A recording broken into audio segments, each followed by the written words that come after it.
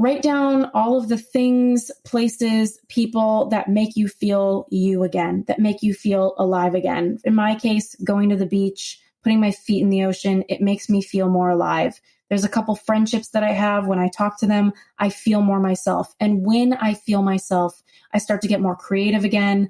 It's like this inner switch for my energy, and my aliveness goes back on. And from that place, I'm able to get so much insight on what my next best move really is. And so I would advise anyone, if you're in your career right now, especially trying to make a change and you're not really sure what's next, first focus on turning yourself back on as a human being and getting back into your aliveness.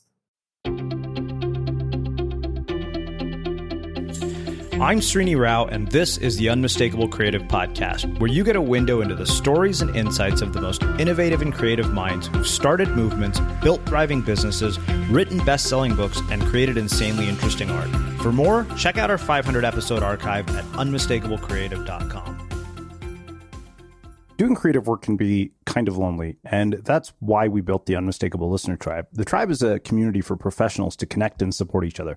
Everything is designed to help you grow your business and share what's working and what isn't. And that's true whether you're a business owner or an artist. You'll get access to feedback, live conversations with guests, and so much more. By joining the tribe, you become part of a community of creators who all support each other, and it's completely free. Hopefully, I'll see you there. Visit unmistakablecreative.com/tribe to join. Again, that's unmistakablecreative.com/tribe. At Traditional Medicinals, we look to Mother Nature for all her healing gifts. We believe that plants can do some pretty amazing things. That's why we use medicinal-grade herbs like echinacea, eucalyptus, and ginger in our teas to help soothe and support your body naturally. Every which way we turn, Mother Nature is there to remind us that she's got our back. Visit traditionalmedicinals.com and use code WELL20 to see what makes our teas so incredible. I like a bed that's really firm. I need something a little softer than that. Rest easy. With the Sleep Number 360 smart bed, you can both adjust your comfort with your Sleep Number setting. Can it really help me fall asleep faster? Yes, by gently warming your feet. Okay, but can it help keep us asleep? It senses your movements and automatically adjusts to keep you effortlessly comfortable. Sleep Number, proven quality sleep is life-changing sleep. And now, during the Ultimate Sleep Number event, save 50% on the Sleep Number 360 limited edition smart bed, plus special financing on all smart beds, only for a limited time. Special financing subject to credit approval. Minimum monthly payments required. See store for details. If you're a small business owner, there are all sorts of things that are necessary but take up a ton of time. Meetings, managing your finances, and dealing with payroll. As an owner, your time is valuable and you want to spend it on doing the things you're best at. If you're like me and you suck at math, chances are that payroll is probably not your best skill, and there are better things you could be doing with your time. Say hello to a new way to payroll. Roll by ADP is a chat-based payroll app for small businesses. Roll truly helps you make the most of your time. It's as easy as opening the app and telling Roll to run your payroll. Less than a minute later, payroll is done, and all you had to do was send a chat. Even better, Roll is smart. It learns your payroll and notifies you when it's time to run. Roll also double checks with you if something seems off, so you can stay focused on running everything else.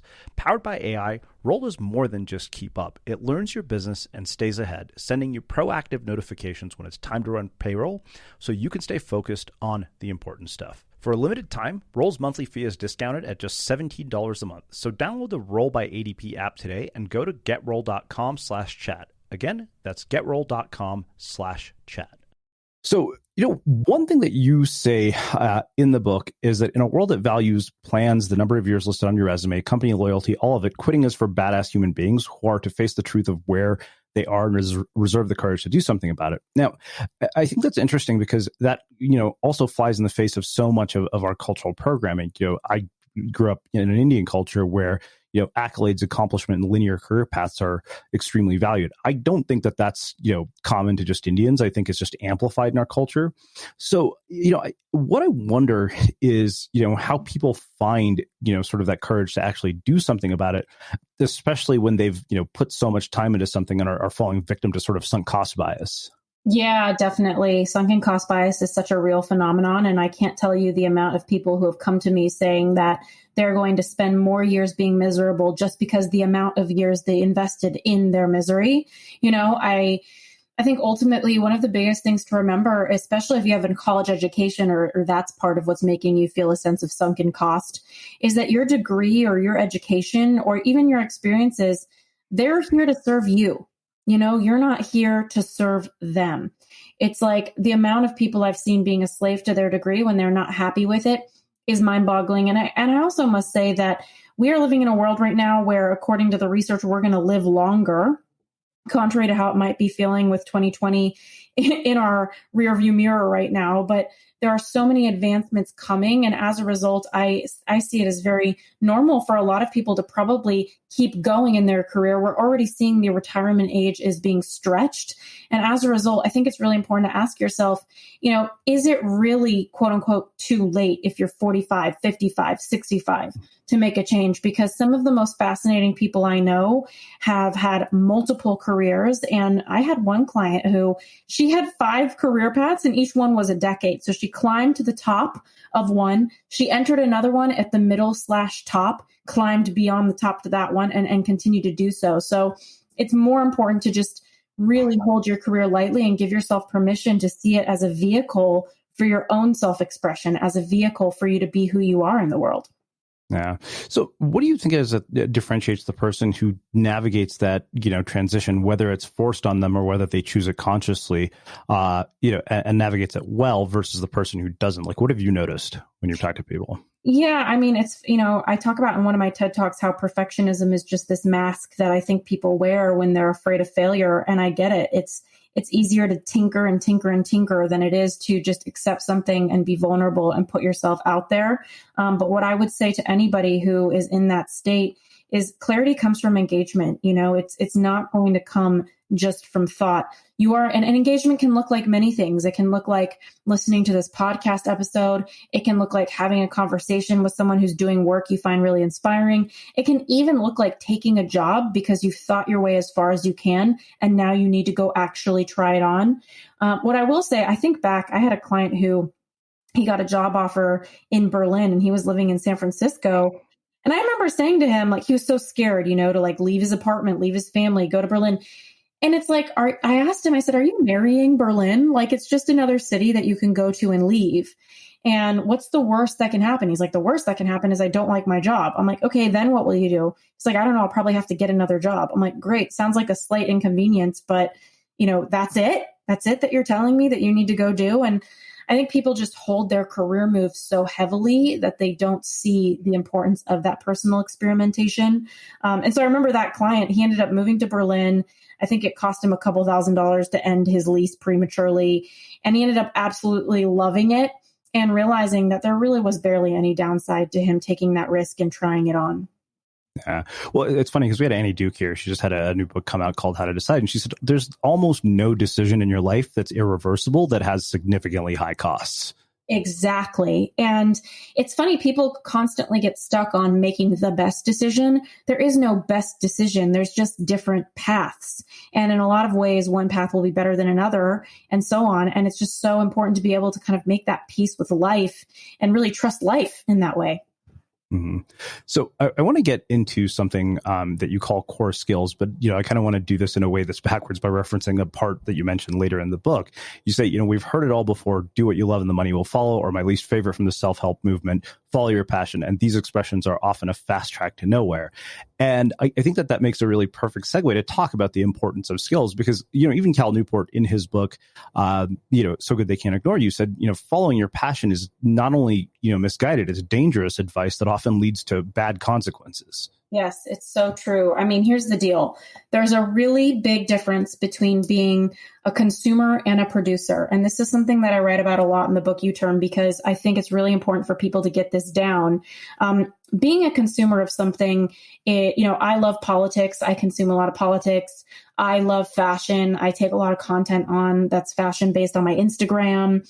These are things that I love. I love cupcakes. Let me tell you, I would be a horrible cupcake baker, an awful fashion designer.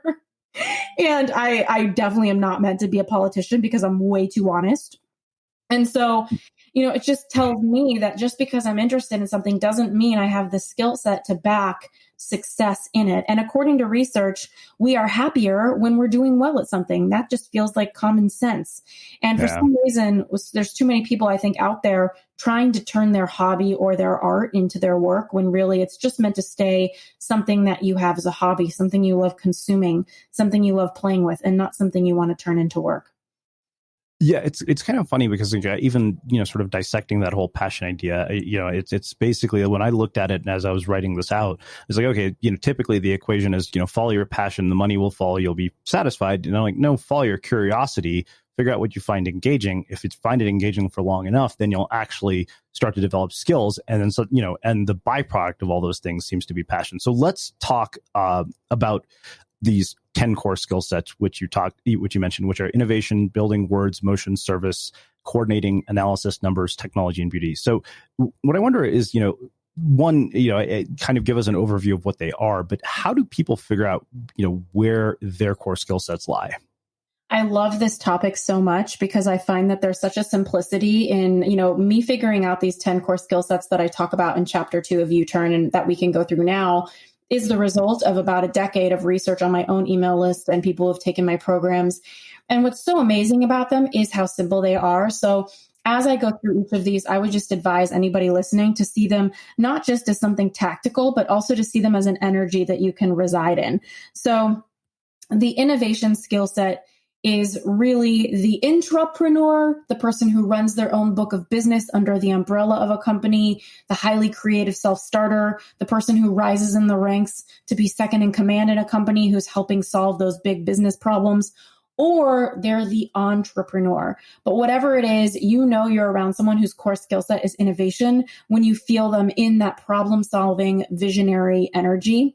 And then number 2 is the builder. So like you had mentioned, this is actually quite tactical, or it can be more of a metaphor. So the builders are the mechanics, the construction workers. It can also be the web developers who are building a website. It's really just about an energy that the person spends their day in as well. And then the third one is words. This one's mine. I'm guessing this one's is yours too. Speaker, I'm a writer, I'm a content creator. This can also be the skill set for talent agents, real estate agents. I mean, the thing is, just because you see a job doesn't mean it's assigned to one core skill set. It's going to be carrying out differently based on the person whose core skill set it is. So you might have a therapist who words is their core skill set, and what their clients are going to get out of them is incredibly worded sentences that are so healing and helpful for them to make sense of their lives. You might also have a therapist whose skill set is another one you mentioned, analysis, and maybe where they're bringing the value as a therapist is they're just very analytical, able to catch patterns in the way people are living their lives and help them really see that. So it's not to say that every skill set means that these are the jobs in the skill set. It's really, this is the energy, and does this match how you lead in your life? So the words core skill set can cover a variety of areas, but one question that I love to ask people, especially in this one, but all of them, is, are you an introvert or are you an extrovert?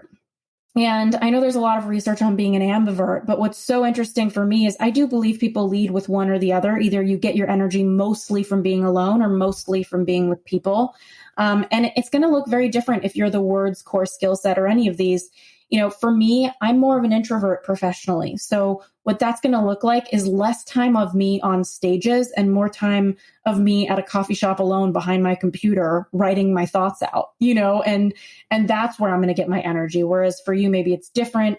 And then skill set number 4 is motion. So this is actually a surprising one. People don't always expect that motion is a core skill set, but the ability to be on your feet all day and be in motion is an ability. So these are the fitness trainers, the masseuses, even the tour guides, people who devote their life to just being out and in motion all day.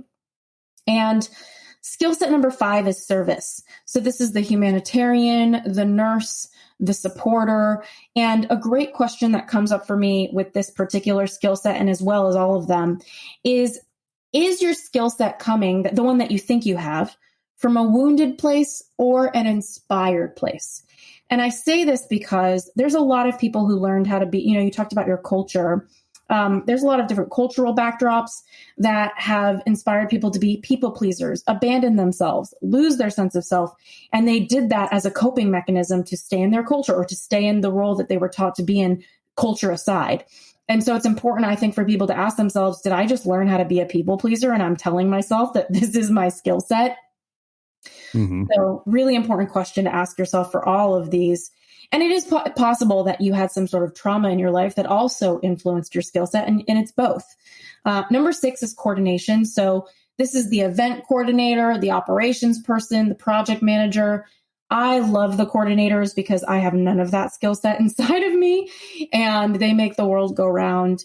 And then number 7 I had mentioned was analysis. So the researcher, the academics, the economists, or the highly analytical therapists, you name it. And then number 8 is the number crunchers, the accountants, the investment bankers, the bookkeepers.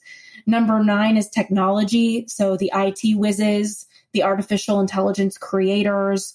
And number 10 is beauty. And I love these people.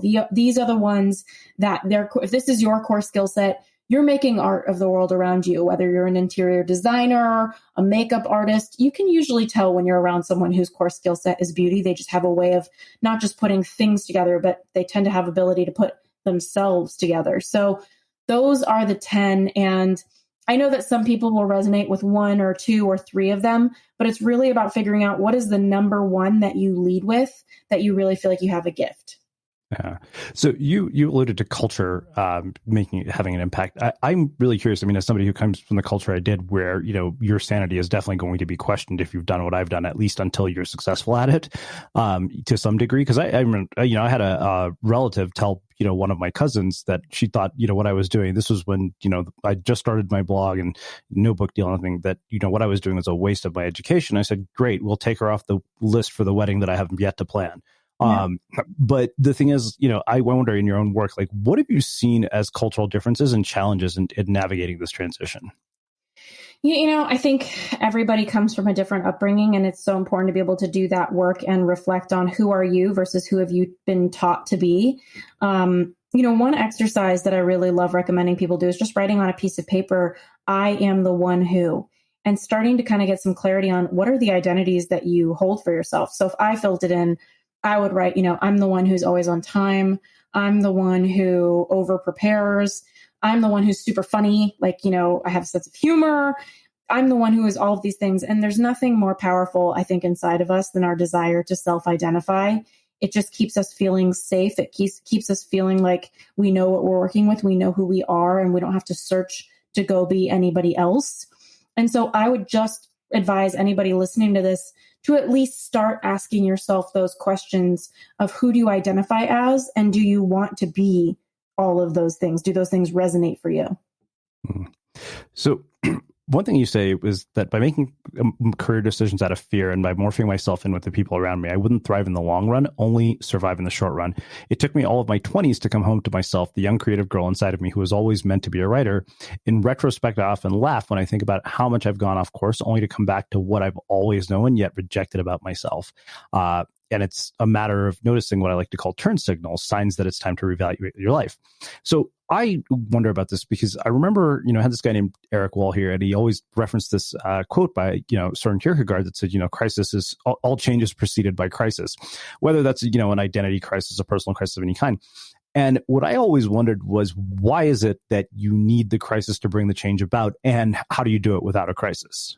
Yeah, great question. I mean, the reality is that we put a lot of energy into building our lives. And at the same time, when we create a static life that's built on somebody that we were at one point, it doesn't always match who we're becoming. I mean, the only thing that is true is, to me, that we're always changing, and a lot of the times people will wake up in a life that maybe that old version of themselves fit. And now they're looking at their life thinking like, this doesn't work for me anymore. This isn't honoring who I am now. And it's not to say that we need to be flippant and make quick decisions that unravel our lives, but it is to say that when you change as a person, what your needs are going to be, what you want out of your career, what you want out of your partnership, all of those things are going to come into play. And sometimes it requires you to really face a lot of inconvenience in unraveling your life so you can bring it back together in a way that feels true for you. That being said, you can probably be incremental about it and prevent some of the damage where not making change in every area of your life at once. You can probably focus on one area at a time. But I do think that change can be really chaotic. Furniture, toilet paper, beans, more toilet paper, other stuff. You can get all these delivered, so why not adult beverages? Well, now you can with Drizzly, the #1 app for alcohol delivery. Shop a huge selection of beer, wine, and spirits, and then get them delivered to your door in under 60 minutes. And right now, Drizzly is giving all new customers $5 off their first order. Just enter promo code FAST at checkout. Download the Drizzly app or go to DRIZLY.com. It's not just what you sell that moves the bottom line, it's also how you upgrade the customer experience. And in a crowded marketplace where customers can go wherever they wish with the tap of a button, you need every edge you can get. Introducing Citizens Pay. It's a buy now, pay later solution that lets your shoppers get the upgrades they want right away by paying for them in smaller pieces over time. I recently used Citizens Pay to get a new top-of-the-line ergonomically designed home office chair, and I do my research, and I love the fact that I didn't have to settle for less than the best reviewed chair on the market. I could still fit it into my monthly budget by spreading out the cost over a number of months. And when customers like me get the things they want, so does your business. More purchasing power with your business today means more customer loyalty in the long run. So while your customers enjoy their new 64-inch zillion-pixel TVs, state-of-the-art exercise equipment, and 6-burner stoves to fry, saute, and steam with perfection, you'll be enjoying a nice little boost to your bottom line. Citizens Pay. Get the power to upgrade how you do business. Yeah. Well, it's funny because I think that the one thing that I've started to question if you've been reading my ridiculous Facebook status updates is like this whole idea of platitudes. Like I think there's this common phrase that Reid Hoffman always likes to say is like, building a startup is like jumping out of a plane without a parachute and building it on the way down. And I'm like, well, that's great if Reid Hoffman is the investor in your startup. If not, you're probably going to just plummet to your death. Mm-hmm. Yeah, I get that. And I also think that, I don't know, with every new belief we have about how we see the world and what we see to be true, or every new experience we have that influences our belief, it does kind of feel like a death. It's like an old version of us is dying because we no longer see the world that way anymore. Yeah. So, probably one of my favorite lines from the entire book was this distinction between what you call the goal line versus the soul line. You say that so many of us are operating what the University of Santa Monica calls the goal line in life. We aspire for more results in our outer lives, more money, more fame, more beauty, bigger titles, more weight, loss, more and more and more. And I think that that's just the nature of our culture because, what do? We reward and we celebrate people who accomplish remarkable things. These are the people that we put on the covers of magazines. So these become our role models for success. So in a world where outliers are role models for success, how in the world do you shift yourself back to the soul line from the goal line?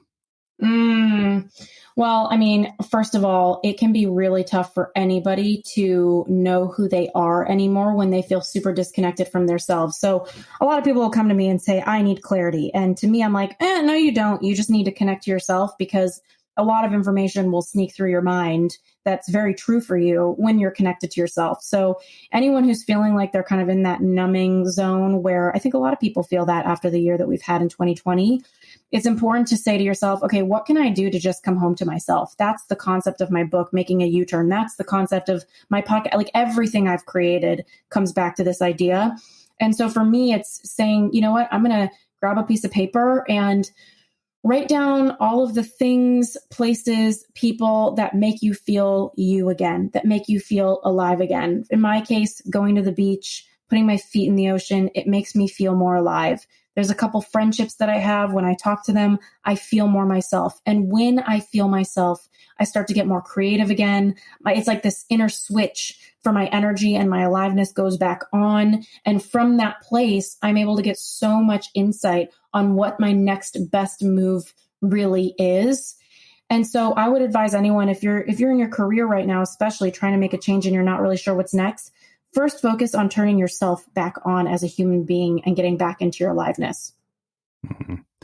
Well, let's talk specifically about values, because I think that, if you had talked to me about core values when I was, in my early 20s, I would have basically said, this all sounds like a lot of new age bullshit, which is a term I like to use a lot in case you haven't noticed. But the thing is, that's because I don't think I had enough life experience to really understand and figure out, what are the things that I really value? So I wonder, why is it that we don't really look at this early in our lives? Because I feel like early in our lives, it's not about values. It's all about accomplishment. It's what you line. So one, why is that? And what have you seen as the difference between understanding of values between your younger and your older clients that you've worked with? One of the biggest mistakes people make when it comes to their core values is they pick words that are aspirational to represent who they are. And what I mean by that is your core values should really be like the top 3, 4, 5 non-negotiable principles by which you live your life. They're not words that you want to be more of, that you aspire to, although that information is really useful. Your core values are words that represent who you want or who you truly are as a person. And one bar that I set for people when they're coming up with their core values is to say to themselves, without that word, I'm not me anymore. That's what you need to be able to say. So humor is one of my core values. If you take away humor, like if I remove humor from my way of being, people are going to say something. Anyone who knows me is going to be like, are you okay? Because it's just not I'm not me anymore without that word. And so I would recommend anybody right now really take a look at 2 dynamics in their career. The first thing is the what, and that has to do with what job are you doing? What title are you in? What service are you offering? If you're an entrepreneur, what product are you offering? What's your business? That has to do with your core skill set, what you've created, what you're offering, how you're spending your day, what tasks you're doing. The other piece of the puzzle is the how. And given that we know that more than 50% of people leave their job, not because of the actual job, but because the person that they work for, they don't like their boss, what that tells us is how your job looks matters just as much as what your job is and what you're doing and what your responsibilities are. So what I would say to anybody when it comes to core values is those are the key non-negotiable ingredients to who you are. And usually when you feel really unhappy in your job, there's one of 2 things at play. Number 1, you're working outside of your core skill set. You're overriding who you are to perform in a skill set that doesn't sync up with you. Or number 2, you're violating a core value. So let's say a core value for you is balance and you work 90 hours a week. That job is violating your values. Let's say your core value is integrity and you're selling something you don't believe in. Your job is violating a piece of who you are, and that's tiring. So I would say the top 2 reasons people don't like what they do is because they're working in the wrong core skill set or their job is trespassing on a core value. Wow. All right, so let's go through these ideas of career myths. This struck me in particular because I graduated from Pepperdine in April 2009, which was a horrible time to get out of any kind of school, let alone an MBA program, because nobody was hiring MBAs for $100,000 a year when they could hire somebody to do the same job for $10 an hour. And I saw a lot of friends actually do exactly what you say not to do here in these myths. The take what you can get approach. I mean, I remember somebody telling me that. I remember she put a Facebook post up. This is one of my classmates that she had applied to every job on the internet. I was like, that's the stupidest thing I've ever heard. Yeah, no, you haven't. And that's the thing is like people who come to me, they say, I'm stuck. And I'm just like, no, you're not. You just haven't created enough options for yourself. Stuckness is an issue of options and thinking. Yeah. Yeah. I mean, so, you talk about, take what you can get. So that's where, the first thing I think that, I learned this lesson of take what you can get early, sometime in my late 20s, one of those rare moments when people were actually willing to hire me for a job. And it was kind of crazy because up until that point, I'd always taken the first offer I could get. And I remember it was the first time in my life I had 2 offers, and one was for the startup in Mountain View, and I didn't want to make the commute. And I sat, I said, I need a week to think about this because I'm really hesitant about the commute. And I also have another offer where there is no commute. And the recruiter from the startup in Mountain View would call me back every day. And I think from the time we started talking to the time that they made their final offer, she raised the salary from 50 to 80 grand to see if I would take it. Wow. See, and that's the thing is that when you're clear on what you want or you really step into your worthiness, people will meet you there. I mean, we are constantly being met with the energy we are putting out. And that's not even some woo-woo spiritual thing. If you come with confidence, people are going to treat you with the respect that confidence brings, Yeah. And so the fact that you had the confidence to say, I've got multiple options and I need some time to think about this, that's really appealing for a recruiter. And it's always going to be. It's just like dating, right? Like, dating somebody who's got options, it creates a little more attachment from the other person. It's all part of the dance that we are in, and job hunting is no exception. Yeah. Well, it's funny because I think you see this even in creative work, right? Is that, I always say, don't ever choose from your first available option. Like, I made my publisher do 20 versions of my book cover. And I'm sure the designers there hated me for it, but I didn't care because I was like, the first option is definitely not going to be the best one. And I remember even there's a book called Inside Steve's Brain, which was written by a journalist about Apple. And he said anytime Steve Jobs got a prototype, he would make sure people gave him 2 versions of everything. Wow. Yep. I can totally see that. And I'm just like you. My book cover had so many iterations. And, I do think there's something to be said about momentum and being in something that's good enough. Like I think in the personal development world, there's a lot of preaching around excellence, but I feel like in a lot of ways that can turn us into a robot. And so for me, I value progress and momentum a little bit more than being perfect and A+.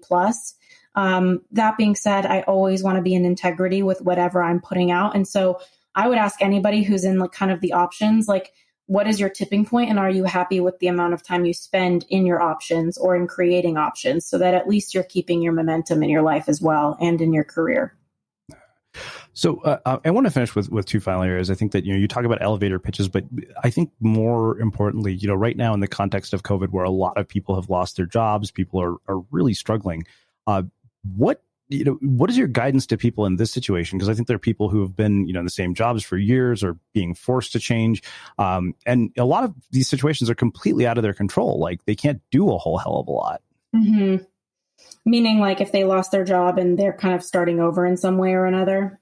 Yeah. I mean, and even certain cases, like if you're, a waiter at a restaurant, like you're kind of done for a while at least, or if you're in an industry like that where, there's nobody coming in. Like if you're in the hospitality industry, this has got to be horrible. Yeah. Well, I mean, I just have to reiterate, your core skill set is really what you want to lead with, and your industry is a backdrop. So while a lot of industries are taking a hit, and if you're working in hospitality, you're probably taking a hit, it's important to realize that there's got to be a way for you to communicate not about hospitality, but about the core skill set that you were using in the role in hospitality so that you can make sense of it for your next step. A lot of people who make career changes, they look at their resume and they say, how am I going to make sense of being a, hospitality restaurant person when I want to go work at a tech company in sales? It's like hospitality is all about people. It's all about sales. Like really spend that time on your resume because your resume is a marketing document. Like it's not a place that you go word vomit everything you've ever done. It's a marketing document. So I would say, look at what you've been doing in the past and how it relates to where you want to go in the future, and spend 80% of the bullets on your resume in your past job reflecting concepts and skill sets that would be relevant for where you're headed. And from there, really think about how to talk about yourself, because one of the most botched and also asked interview and networking questions is tell me about yourself. And, it's just crazy. Like we don't think about how to talk about ourselves because it sneakily seems obvious. Mm-hmm. Well, and that's such a vague question too. Yeah. It's kind of a cop out, but it's still, you can always count on it happening. This is why I would never ask that at an interview. But so, I think as you get towards the end of the book, there's something you said that really struck me. You said, we never really start over. Who we are right now is made by the ingredients of our past experiences and emotions. We're always carrying the thread of our past with us into the future of our careers, relationships, and lives, whether we want to see it that way or not. And we can choose to hold the new with lightness. I love that. That was one of my favorite phrases from the book. But one thing that I wonder about is, a lot of people will take those threads of the past and carry them as baggage into their future. I should know, I know firsthand because I've done it, particularly in the context of relationships. So how do you actually find the value of the threads from the past, particularly the ones that were awful? Yeah, totally. Well, I mean, first of all, there's a very fine line between addressing an insecurity and shining a mega spotlight on a weakness. So I think it's really important that when you walk into high stakes situations like a job interview or a really important networking conversation, you realize like if there's a doubt looming in the mind of the interviewer, if you have a doubt about yourself and you think it's really evident and something that you need to share or address, be quick, be direct, and be clear about it, and then move on. Because it's also just about the amount of real estate you give that issue in a conversation that makes it something that people focus on more. I had somebody who, they had a gap on their resume, and they just told the recruiter, and we talked about this. They just said, I had a health issue and I left the workforce for a year, and I'm so grateful that I'm all better now and I can totally focus on it. And it was like the recruiter had no questions after that. And then you had somebody else who they made the gap on their resume mean that they were lost and confused and scared. And even if you were lost and confused and scared, why don't you just talk about what you learned and that you're really grateful that you're back and you're focused now? Okay. So as the guy who has basically become professionally unemployable and been fired from damn near every job, how do you address something like that? It's funny because I think if I went and applied for jobs now, I would probably have a lot more value and skill to add after 10 years of doing this. But, the first 10 years of my career is nothing but a resume of failures. Yeah. Well, it depends how you look at it. I know that it can be really cheesy to be like, nothing is a failure, but in a lot of ways, if you are learning and honing your skill set, there's something to be talked about there. So I would say, when it comes to pivoting or making a change or looking at the time in your life that there is failure, it just kind of goes back to that same concept of how much attention you're giving it. I would also think to yourself, like, what are the top 3 skills that the recruiter or the hiring manager or, whoever you're talking to needs to know you have? And what are some stories you have from your past, whatever you were doing, that shows that you really have those skills? And if you don't have a certain skill that is so clearly important, how can you relate to them that you are a committed and fast learner? Wow. I love this because you've packed this with so much very practical insight. So I want to finish with 2 final questions. Earlier in our conversation, you alluded to the fact that you grew up, privileged and with a lot of wealth, but you also saw your dad lose his wealth. And I know that even in, running your own business, there have been ups and downs. I wonder what that experience has had on your own perspective on money and wealth.